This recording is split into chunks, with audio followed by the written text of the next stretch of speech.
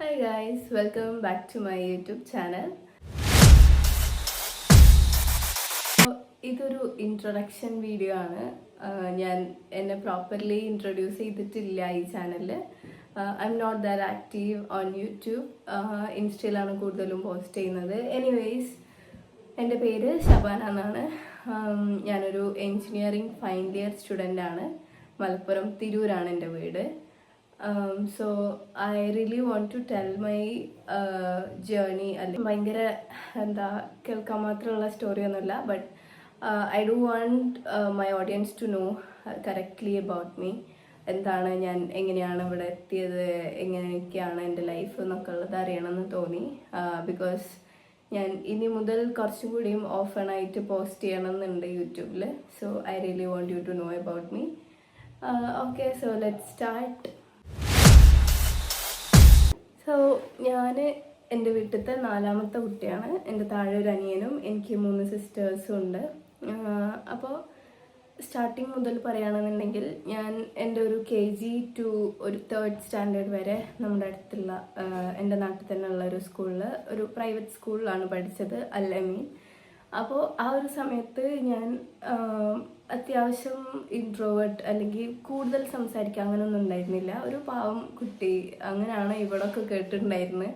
Like വീട്ടുകാരൊക്കെ പറഞ്ഞു കേട്ടിട്ടുണ്ടായിരുന്നു കൂടുതൽ സംസാരിക്കൊന്നുമില്ല, അങ്ങനെയൊക്കെ ആയിരുന്നു. പക്ഷേ I do participate in programs. ഞാൻ സ്റ്റഡീസ് നന്നായിട്ട് നോക്കിയിട്ടുണ്ടായിരുന്നു. ഇതൊന്നും എനിക്ക് ഓർമ്മയുള്ള കാര്യങ്ങളല്ല, എനിക്ക് എൻ്റെ സിസ്റ്റേഴ്സും എൻ്റെ ഉമ്മയും ഒക്കെ പറഞ്ഞിട്ട് അറിയുന്ന കാര്യങ്ങളാണ്. പണ്ടത്തെ കാര്യങ്ങളല്ല, എനിക്ക് കറക്റ്റായിട്ട് ഓർമ്മയില്ല.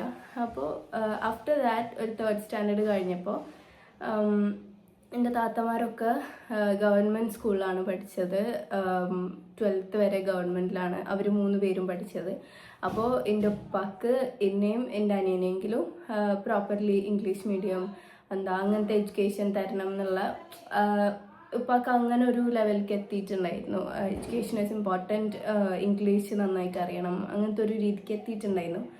അപ്പോൾ അതുകൊണ്ട് ഉപ്പ എന്നെയും എൻ്റെ അനിയനെയും കൂടിയിട്ട് വേറൊരു സ്കൂളിലേക്ക് മാറ്റി ചേർത്തി, ഗാർഡൻ വാലി. അപ്പോൾ ഞാൻ 4th പിന്നെ എൻ്റെ അനിയനെ 1st സ്റ്റാൻഡേർഡിലേക്കുമാണ് അങ്ങോട്ടേക്ക് മാറ്റുന്നത്. അപ്പോൾ എന്താണെങ്കിലും മാറ്റി. ഫസ്റ്റ് ഡേ ഓഫ് സ്കൂൾ ഞാൻ ഭയങ്കര എക്സൈറ്റഡ് ആയിരുന്നു. പിന്നെ ഒന്നാമത്തെ കാര്യം, എനിക്ക് എല്ലാവരായിട്ടും പെട്ടെന്ന് മിങ്കിളാവാൻ അറിയുന്നുണ്ടായില്ല. എന്താണെങ്കിലും ഫസ്റ്റ് ഡേ ഞാൻ ഭയങ്കര ഒരുങ്ങിയിട്ടൊക്കെ ക്ലാസ്സിന് പോയി. I got a bunch of friends, കുറച്ച് ആൾക്കാർ. അങ്ങനെ ഞാൻ അവരായിട്ടൊക്കെ പരിചയപ്പെട്ടു, എല്ലാവരായിട്ടും സംസാരങ്ങളൊക്കെ തുടങ്ങി. നോർമൽ, ഞാൻ അത് അത്രയും കാലം എങ്ങനെയായിരുന്നു ഉണ്ടായിരുന്നത് ആ ഒരു രീതിക്ക് തന്നെയാണ് പോയിക്കൊണ്ടിരുന്നത്. സഡൻലി വേറെ കുറച്ച് ആൾക്കാരിനായിട്ട് ഞാൻ ഫ്രണ്ട്സായി. ഇപ്പം ഉണ്ടായിരുന്ന ഫ്രണ്ട്സിനെ ഞാൻ എല്ലാവരായിട്ട് ടച്ച് വിട്ടു തുടങ്ങി. ബിക്കോസ് റീസൺ ഞാൻ പറയുന്നില്ല, ചെറിയ കുട്ടികളല്ലേ, അപ്പോൾ അതിൻ്റെതായ 4ാം ക്ലാസ്സിലെത്തിയിട്ടുള്ളൂ. അപ്പോൾ എന്തായെങ്കിലും എൻ്റെ ഫ്രണ്ട്സ് ഗ്രൂപ്പ് മാറി തുടങ്ങി. അപ്പോൾ വീട്ടിലൊക്കെ പറഞ്ഞു തുടങ്ങിയപ്പോൾ നന്നായിട്ട് സംസാരിക്കുന്നുണ്ട്, ഈ നല്ല സംസാരിക്കാൻ തുടങ്ങിയിട്ടുണ്ട്, അങ്ങനെയൊക്കെ പറഞ്ഞു തുടങ്ങി. അപ്പോൾ ഐ ഡു റിയലൈസ് നമ്മളെ ഫ്രണ്ട്സ് എങ്ങനെയാണോ അതിനനുസരിച്ചാണ് നമ്മുടെ സ്വഭാവം ഷെയ്പ്പ് ചെയ്ത് വരുന്നത്. അപ്പോൾ എന്തോ എൻ്റെ ഫ്രണ്ട്സ് മാറിയത് കൊണ്ടാണോ എന്താണോ എന്നറിയില്ല, ഞാൻ ഭയങ്കരമായിട്ട് ആക്റ്റീവ് ആവാൻ തുടങ്ങി. സ്കൂളിലുള്ള പ്രോഗ്രാംസിലും ഇനി അക്കാഡമിക്സിൻ്റെ കാര്യത്തിലാണെങ്കിലും എല്ലാത്തിലും പാർട്ടിസിപ്പേറ്റ് ചെയ്യുക, എല്ലാവരായിട്ടും ഭയങ്കര കമ്പനി ആവുക, എല്ലാവരായിട്ടും ഭയങ്കരമായിട്ട് സംസാരിക്കുക. വീട്ടിലാണെങ്കിലും അതെ, സ്കൂളിലാണെങ്കിലും അതെ, ഞാൻ ഭയങ്കര എക്സ്ട്രോവേർട്ട് സ്വഭാവമായി തുടങ്ങി എനിക്ക്. അപ്പോൾ പിന്നെ അവിടുത്തെ ടീച്ചേഴ്സ് ആണെങ്കിലും നമ്മൾ ഓരോ കാര്യത്തിലേക്കും മോൾഡ് ചെയ്യുന്ന രീതിയാണെങ്കിലും സ്കൂൾ ഈസ് സോ ഗുഡ്. നമ്മൾ എന്താ പറയുക, നമുക്കും കൂടിയും ഇൻട്രസ്റ്റ് ഉണ്ടെങ്കിൽ നമ്മൾ ആ ഒരു ലെവലിലേക്ക് എത്തിച്ചു തരും. നമ്മളെ ബേസ് അല്ലെങ്കിൽ ഫൗണ്ടേഷനൊക്കെ ആ ഒരു സാധനം സെറ്റ് ആവുന്ന ഒരു സമയമാണല്ലോ ഈ LP അല്ലെങ്കിൽ UP സ്കൂളിങ്, ആ ഒരു സമയമൊക്കെ. അപ്പോൾ അത് വൃത്തിക്ക് കിട്ടിയത് ഗാർഡൻ വാലി പോയതുകൊണ്ട് മാത്രമാണ്. എങ്ങനെ നമുക്കൊരു സ്റ്റേജിൽ കയറി നമ്മളെങ്ങനെ സംസാരിക്കണം, സ്റ്റേജ് ഫിയർ എങ്ങനെ കളയണം, അങ്ങനത്തെ കാര്യങ്ങളൊക്കെ, അതൊന്നും ആരും കറക്റ്റ് കൊണ്ടുവന്നിട്ട് പഠിപ്പിച്ചു തരുന്ന കാര്യങ്ങളല്ല. പക്ഷേ we have that opportunity to grab it from there. ആ സ്കൂളിൽ നമുക്ക് അതിനുള്ളൊരു ചാൻസ് ഉണ്ടായിരുന്നു. അപ്പോൾ എന്താണെങ്കിലും നമ്മൾ ഒരു 8 പേരുണ്ടായിരുന്നു. നമ്മളെല്ലാ പ്രോഗ്രാംസിനും സബ് ജില്ലാവട്ടെ, സ്കൂൾ പ്രോഗ്രാംസ് ആവട്ടെ, ആർട്സ് ആവട്ടെ, എല്ലാതും ഭയങ്കര ത്രില്ലായിട്ട് അങ്ങനെ എടുത്തുകൊണ്ടിരുന്ന, ഇനിയിപ്പോൾ പഠിപ്പിൻ്റെ കാര്യം ആണെന്നുണ്ടെങ്കിലും ഒരു കോമ്പറ്റീഷൻ പോലെ ആയിരുന്നു എപ്പോഴും. ഇനിയിപ്പോൾ മാർക്ക് വരുന്ന സമയത്ത് ഏത് എക്സാംസ്, ഫൈനൽ എക്സാം ആണെങ്കിലും എല്ലാ എക്സാംസിൻ്റെ സമയത്തും നമുക്ക് എന്താ പറയുക, നമുക്ക് എന്ത് ചെയ്യുമ്പോഴും അതിലുള്ള കുറേ റിവാർഡ്സ് കിട്ടുമായിരുന്നു. അപ്പോൾ അതിന് വേണ്ടിയിട്ട് വി വർക്ക്ഡ് റിയലി ഹാർഡ്. അപ്പോൾ എനിക്ക് തോന്നുന്നു ഒരു 5th റാങ്കിൻ്റെ താഴേക്ക് എനിക്ക് പോയിട്ടുണ്ടാവില്ല. അപ്പോൾ നമുക്കത് ഭയങ്കര ത്രില്ലായിരുന്നു. പഠിക്കുക, മാർക്ക് മേടിക്കുക, പിന്നെ അവിടെ ഒരു ഷോക്കേസ് പോലത്തെ സാധനമുണ്ട്. അപ്പോൾ ഫസ്റ്റ് റാങ്കൊക്കെ കിട്ടിയാൽ, അല്ലെങ്കിൽ നമ്മളിപ്പോൾ ആർട്സിന് ഇൻഡിവിജ്വൽ ചാമ്പ്യൻഷിപ്പൊക്കെ കിട്ടിയാൽ നമ്മുടെ ഫോട്ടോ ഒക്കെ അതിൽ വരും. അപ്പോൾ ആസ് കിഡ്സ് നമുക്കതൊക്കെ ഭയങ്കര എക്സൈറ്റ് ചെയ്യിപ്പിക്കുന്ന കാര്യമാണ്. ഇപ്പോഴും അതെ. അപ്പോൾ for that we work really hard. ആ ഒരു സ്വഭാവം ഇവഞ്ച്വലി നമ്മൾ പറയുന്ന പോലെ എന്തെങ്കിലും ഒരു കാര്യം നമ്മൾ കുറേ ദിവസം ചെയ്ത് വന്നാൽ അത് നമുക്കൊരു ഹാബിറ്റായിട്ട് മാറും. അപ്പോൾ ഐ തിങ്ക് ഇപ്പം എനിക്കുള്ള കുറേ സ്വഭാവങ്ങൾ മേ ബി ഗാർഡൻ വാലിയിൽ പഠിച്ചതുകൊണ്ട്, അവിടുന്ന് കിട്ടിയ ഫ്രണ്ട്സിനെ കൊണ്ട്, അല്ലെങ്കിൽ അതുകൊണ്ടൊക്കെ കിട്ടിപ്പോകുന്നതാണ്. അല്ലെങ്കിൽ ഒരു കാര്യത്തിലേക്ക് സ്വന്തമായിട്ട് പഠിക്കാനും സ്വന്തമായിട്ട് അഡാപ്റ്റ് ചെയ്യാനും ഒക്കെ ഉള്ള കഴിവും കാര്യങ്ങളൊക്കെ കിട്ടിയിട്ടുണ്ടാവുക അവിടെ നിന്നാണെന്നാണ് ഞാൻ വിശ്വസിക്കുന്നത്. ആൻഡ് 10th ഒരു സമയമായി. 10th നമുക്ക് കൊറോണ ബാച്ചായിരുന്നു. അപ്പോൾ 10th ഉണ്ടാവേണ്ട കുറേ മറ്റേ ഓണപരിപാടി, ആർട്സ് ഒക്കെ നല്ല രസമായിരിക്കുമല്ലോ, അതൊന്നും നമുക്ക് കിട്ടിയില്ല. എനിവേയ്സ് 10th കഴിഞ്ഞു. ഓൾമോസ്റ്റ് ഒരു 10th കഴിഞ്ഞ് റിസൾട്ടൊക്കെ വന്ന സമയത്ത്, ഇപ്പോൾ റിസൾട്ട് വന്നപ്പോൾ ഫുൾ A+ ഉണ്ടായിരുന്നു. കൊറോണ ബാച്ചും കൂടി ആയതുകൊണ്ട് it was not that hard. കുറച്ചും കൂടി ഈസി ആയിരുന്നു നമുക്ക്. ബാക്കി ബാച്ചുകളെ വെച്ച് നോക്കുമ്പോൾ എനിക്ക് തോന്നുന്നു നമുക്ക് കുറച്ചും കൂടി ഈസി ആയിരുന്നു. But still we had the full syllabus covered. നമ്മൾ മൊത്തം സംഭവങ്ങൾ പഠിച്ച്, അങ്ങനെ ഫോക്കസ് ഏരിയ മാത്രം അങ്ങനെയല്ല നമ്മൾ പഠിച്ചിട്ടുണ്ടായിരുന്നത്. സ്കൂള് ഭയങ്കര സ്റ്റഡീസിൻ്റെ കാര്യത്തിൽ ഭയങ്കര ഇതായതുകൊണ്ട് നമ്മൾ ഓൾമോസ്റ്റ് എല്ലാ കാര്യങ്ങളും കവർ ചെയ്ത് പുറത്തുനിന്ന് ടീച്ചേഴ്സിനൊക്കെ കൊണ്ടുവന്ന് നൈറ്റ് ക്ലാസ് ഒക്കെ വെച്ച് അങ്ങനെ പഠിപ്പിച്ചിട്ടുണ്ടായിരുന്നു. ലാസ്റ്റ് ഒരു 3 months നമുക്ക് നൈറ്റ് ബാച്ച് ഉണ്ടായിരുന്നു. It was so good. അപ്പോൾ എന്താണെങ്കിലും കഴിഞ്ഞ റിസൾട്ട് വന്ന് ഫുൾ A+ ഉണ്ട്. പക്ഷേ അലോട്ട്മെൻറ്റ് കൊടുത്തപ്പോൾ ഞാൻ ഫസ്റ്റ് അലോട്ട്മെൻറ്റ് വന്നു, സെക്കൻഡ് അലോട്ട്മെൻറ്റ് വന്നു, എനിക്ക് എവിടെയും കിട്ടിയില്ല. ഫുൾ A+ ഉണ്ട്. അപ്പോൾ പിന്നെയാണ് നോക്കുമ്പോൾ ഈ കൊടുക്കാത്ത 2 സ്കൂളുകൾ, ഒന്ന് എൻ്റെ പഞ്ചായത്തിലുള്ളതും പിന്നെ എൻ്റെ അടുത്ത പഞ്ചായത്താണെന്ന് തോന്നുന്നു, കൊടുത്തിട്ടുണ്ടായിരുന്നില്ല. അങ്ങനെ എന്താണെങ്കിലും എൻ്റെ ബാക്കി ഫ്രണ്ട്സിനൊക്കെ ഇവിടെ കിട്ടി. അങ്ങനെ ഞാൻ എന്തായാലും ഈ സ്കൂളും കൂടി കൊടുക്കാമെന്ന് വിചാരിച്ചിട്ട് എൻ്റെ പഞ്ചായത്തിലുള്ള എന്തായാലും ഞാൻ കൊടുത്തില്ല. മറ്റേ സ്കൂളിൽ ഞാൻ കൊടുത്തു, GVHSS ചെട്ടിയാങ്ങിണർ. അങ്ങനെ അവിടെ ഞാൻ കൊടുത്തു. അവിടെ കിട്ടി. 3rd അലോട്ട്മെൻറ്റിൽ വന്നപ്പോൾ എനിക്ക് അവിടെ കിട്ടി. അങ്ങനെ നമ്മൾ ഈ 10th വരെ ഉണ്ടായിരുന്ന ഫ്രണ്ട്സ് എല്ലാവരും പിന്നെയും +2 ഒരുമിച്ച് തന്നെ ആയി. അങ്ങനെ നമ്മൾ ക്ലാസ് സ്റ്റാർട്ട് ചെയ്തു. +1 ഗവൺമെൻറ് സ്കൂളാണ്. നമ്മൾ ഇത്രയും കാലം കണ്ടൊരു രീതിയല്ല. പ്രൈവറ്റ് സ്കൂളെന്ന് വെച്ചാൽ എന്തായാലും ഭയങ്കര സ്ട്രിക്റ്റ് ആയിരിക്കും, ഭയങ്കര ലോക്കായിരിക്കും. നമ്മളെ കുറേ കാര്യങ്ങളിൽ റെസ്ട്രിക്ഷൻസ് ഉണ്ടാവും. അത് ചെയ്യരുത്, ഇത് ചെയ്യരുത്, അങ്ങനെ കുറേ കാര്യങ്ങളുണ്ടാവും. അപ്പോൾ ഓൾ ഓഫ് എ സഡൻ നമ്മൾ പെട്ടെന്ന് ആഫ്റ്റർ ഒരു 10 വർഷം നമ്മൾ പഠിച്ചിട്ട്, 12 വർഷം KG അടക്കം 12 വർഷം പഠിച്ചിട്ട് പെട്ടെന്ന് ഇത്രയും ഭയങ്കര ഫ്രീഡം കണ്ടപ്പോൾ നമ്മളെല്ലാവരും ഭയങ്കര എന്താ പറയുക, ഫസ്റ്റ് കുറച്ച് ദിവസം നമുക്ക് ഭയങ്കര അത്ഭുതമായിരുന്നു. എന്താ ഇങ്ങനെ എല്ലാത്തിനും സമ്മതിക്കുന്ന, ടീച്ചേഴ്സ് എന്താവുന്നു നോക്കാത്ത, അങ്ങനത്തെ ഒരു സാധനം എനിക്ക് ഭയങ്കരമായിട്ട് മൈൻഡിലുണ്ടായിരുന്നു. ഇത് ശരിയാണോ, ഇവരെന്താ ഇങ്ങനെ ഒന്നും നോക്കാത്ത, അങ്ങനെയൊക്കെ. അതേപോലെ ക്ലാസ് എടുക്കുന്ന കാര്യമാണെന്നുണ്ടെങ്കിലും teachers weren't that bothered about our academics or എന്താ പറയുക, ഇവരെ പഠിപ്പിക്കണം, അങ്ങനത്തെ ഒരു, നമ്മൾ ഇത്രയും കാലം ആ ഒരു അറ്റ്മോസ്ഫിയറിലാണ് ഉണ്ടായത്. അപ്പോൾ പെട്ടെന്ന് ഇതിലേക്ക് മാറിയപ്പോൾ നമുക്കത് ഡൈജസ്റ്റ് ആവാൻ കുറച്ച് സമയമെടുത്തു. ഒരു പീരീഡ് കിട്ടിക്കഴിഞ്ഞാൽ ഫുൾ ക്ലാസ് എടുക്കുക, അല്ലെങ്കിൽ നോട്ട്സ് തരിക, പ്രോപ്പറായിട്ട് ക്ലാസ്സിൽ വരിക, പഠിപ്പിക്കുക, അങ്ങനത്തെ ഒരു സിസ്റ്റം മാറി തുടങ്ങി. Government school ആയതുകൊണ്ടാവാം. എനിവേസ് ആ 2 വർഷം was the most memorable years എൻ്റെ സ്കൂൾ ലൈഫിൽ, എൻ്റെ സ്കൂളിങ് ലൈഫിൽ എനിക്ക് കിട്ടിയിട്ടുള്ളതിൽ വെച്ച് ഏറ്റവും നല്ല 2 വർഷം. എൻ്റെ ഫ്രണ്ട്സ് ആവട്ടെ, നമ്മുടെ അവിടുത്തെ ഒരു അറ്റ്മോസ്ഫിയർ ആവട്ടെ, നമുക്ക് ഭയങ്കര നൈസായിരുന്നു. പിന്നെ പഠിക്കുന്ന കാര്യമൊക്കെ നമ്മൾ കുറച്ചും കൂടി വലുതായി, 17-18 വയസ്സുള്ള കുട്ടികളായി. അപ്പോൾ നമ്മൾ സ്വന്തമായിട്ട് പഠിക്കാൻ തുടങ്ങി. സൈലമാണ് അന്നത്തെ ലൈഫ് സേവിയർ. പക്ഷേ ബാക്കിയുള്ള കാര്യങ്ങളെ കൊണ്ട് ഭയങ്കര അടിപൊളിയായിരുന്നു. നമ്മുടെ ബാച്ചിലെ സ്റ്റുഡൻസ് ഇങ്ങനെ സാധാരണ നമ്മളിപ്പോൾ കോളേജിലൊക്കെ പോയാൽ കാണുന്ന ഗ്രൂപ്പിസം, പലരും പല ഗ്യാങ് ആയിട്ട് തിരിയുന്നു, അങ്ങനത്തെ കുറേ പ്രശ്നങ്ങളൊക്കെ ഉണ്ടാവാറുണ്ട്. പക്ഷെ നമ്മുടെ +2 ലൈഫിൽ എല്ലാവരും ഒരേപോലെ ആയിരുന്നു. ഗേൾസ് ആവട്ടെ ബോയ്സ് ആവട്ടെ എല്ലാവരും ഒരേപോലെ എല്ലാ കാര്യത്തിലും ഒരുമിച്ച് അങ്ങനെ ആയതുകൊണ്ട് ഭയങ്കര നൈസായിരുന്നു. അങ്ങനെ +1 +2 കഴിഞ്ഞു.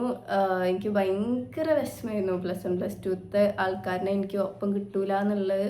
കാരണം ഞാൻ ആ 4th സ്റ്റാൻഡേർഡ് പോയതിൻ്റെ ശേഷം പിന്നെ +2 കഴിയണ വരെ എനിക്ക് പുതിയ ഫ്രണ്ട്സിനെ ഉണ്ടാക്കേണ്ടി വന്നിട്ടില്ല. അത്രയും കാലം അവർ തന്നെയാണ് എൻ്റെ കൂടെ ഉണ്ടായിരുന്നത്. അത്രയും വർഷം ഫുൾ അവർ തന്നെ ഒപ്പം ഫ്രണ്ട്സ് ആയിട്ടുണ്ടായിരുന്നത്. അപ്പോൾ എനിക്ക് ഭയങ്കര പേടി ഉണ്ടായിരുന്നു. എന്താണെങ്കിലും ഞാൻ ഫസ്റ്റ് ഡേ കോളേജിലേക്ക് പോയി. MGM college of engineering Valanchery. ഞാൻ കോളേജ് ചേരുന്ന പറഞ്ഞില്ലല്ലോ, കോളേജ് ചേരാൻ എനിക്കൊരു ഐഡിയ ഉണ്ടായിരുന്നില്ല ഞാൻ ഏത് സ്ട്രീം എടുക്കുന്നൊന്നും. ഞാൻ ബയോ സയൻസ് ആണ് എടുത്തത് +2.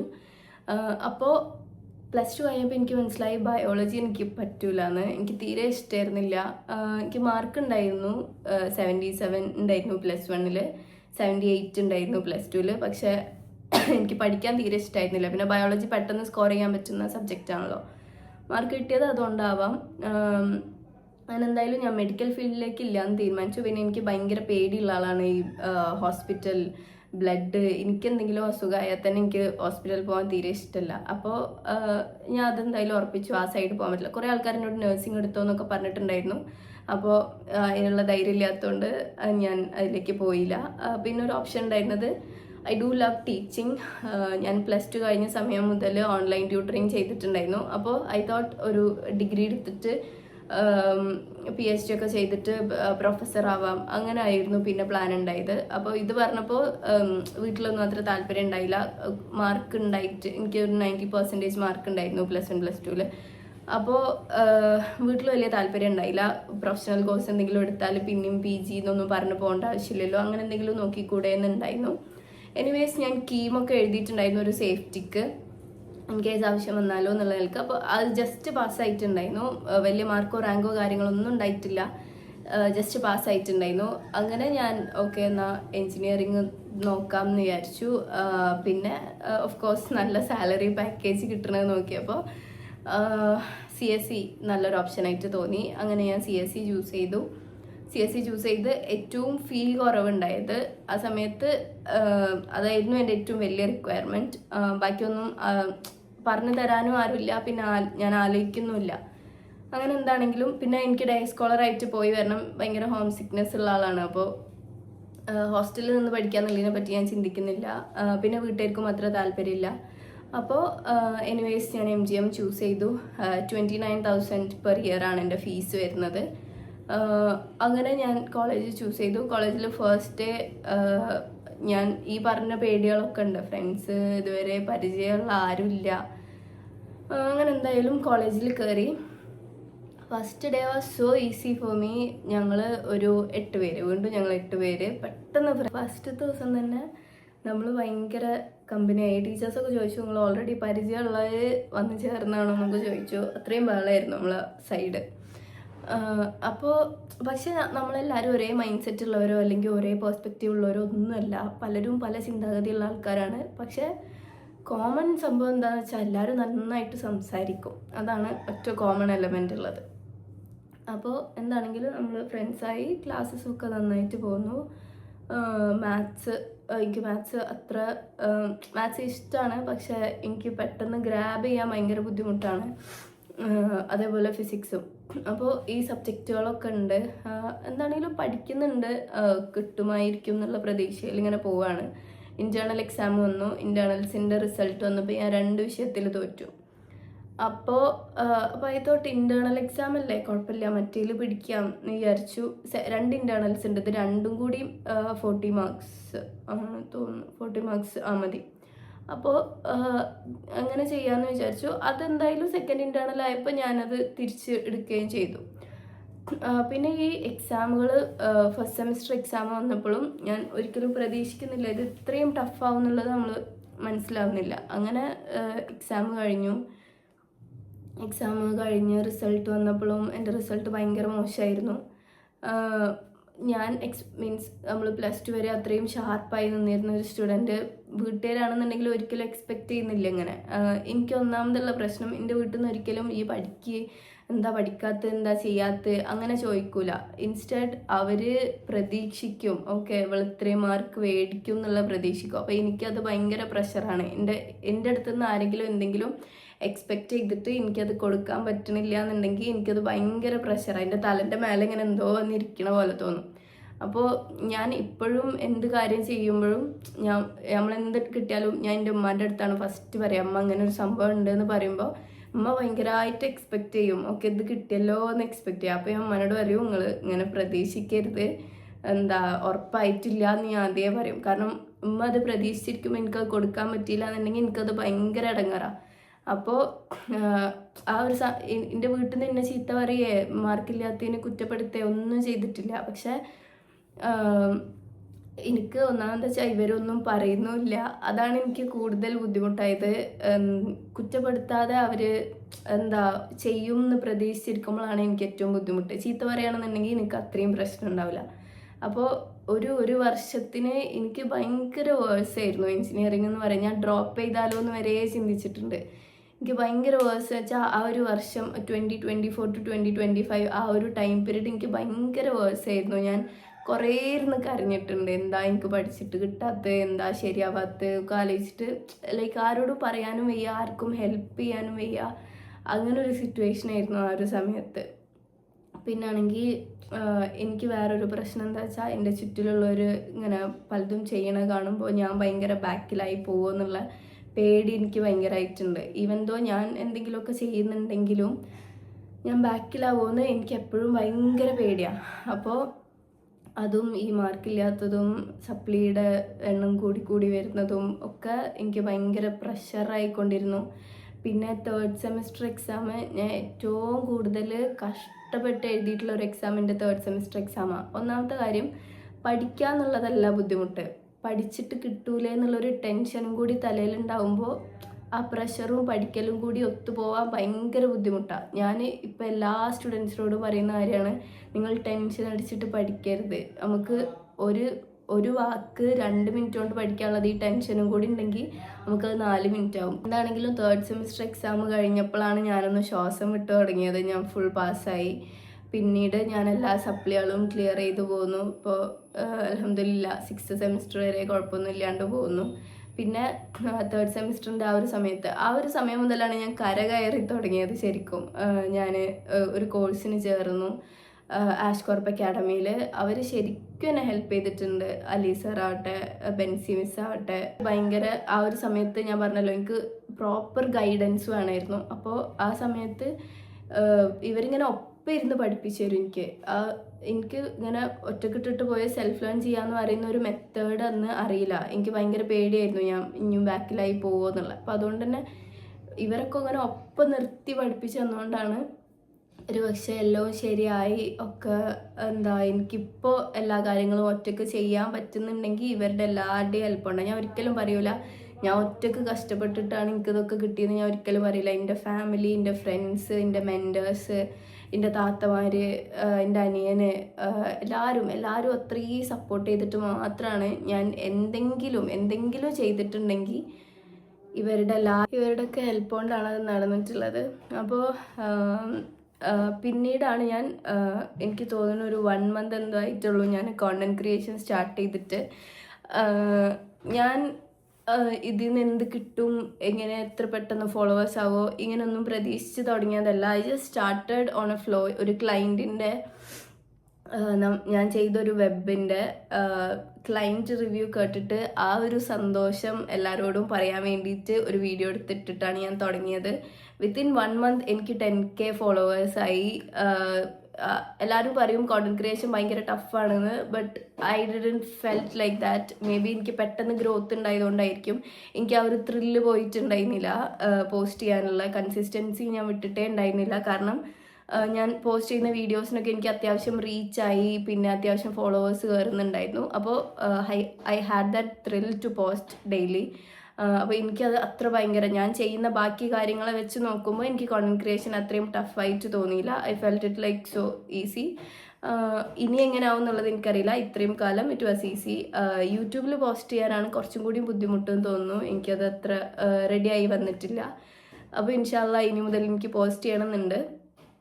എങ്ങനത്തെ വീഡിയോസാണ് ഇവിടെ ഉണ്ടാവുക എന്ന് ചോദിച്ചാൽ, സോഫ്റ്റ്വെയർ എഞ്ചിനീയർ ആവാൻ ഒരു കുട്ടി ട്രൈ ചെയ്യുന്നു. അപ്പോൾ അതിന് എന്തൊക്കെ കാര്യങ്ങൾ വേണം, എന്തൊക്കെ കാര്യങ്ങൾ ഞാൻ ചെയ്യണം, എന്തൊക്കെ കാര്യങ്ങൾ ഞാൻ നിങ്ങൾക്ക് പറഞ്ഞു തരും, എഞ്ചിനീയറിംഗ് സ്റ്റുഡൻസിനെ ഞാൻ ഹെൽപ്പ് ചെയ്യും, ഇങ്ങനത്തെ കോണ്ടൻസ് ഒക്കെ ആയിരിക്കും നമ്മളിവിടെ പോസ്റ്റ് ചെയ്യുന്നുണ്ടാവുക. ഇങ്ങനത്തെ കാര്യങ്ങളായിരിക്കും നമ്മളിവിടെ ഡിസ്കസ് ചെയ്യുന്നുണ്ടാവുക.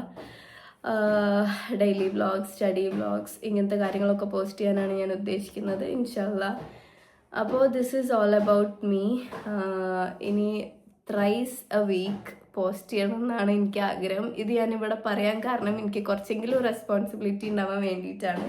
ഞാൻ യൂട്യൂബ് ചാനൽ തുടങ്ങുന്ന സമയത്ത് ഇത് പറഞ്ഞിട്ടാണ് ഞാൻ തുടങ്ങിയത്, പക്ഷേ ഞാനത് ഫോളോ അപ്പ് ചെയ്തിട്ടില്ല. സോ ഇന്ന് മുതൽ പോണ വെക്കേഷനൊക്കെ ആണ്. അപ്പോൾ അത്യാവശ്യം സമയം കാര്യങ്ങളൊക്കെ ഉണ്ട്.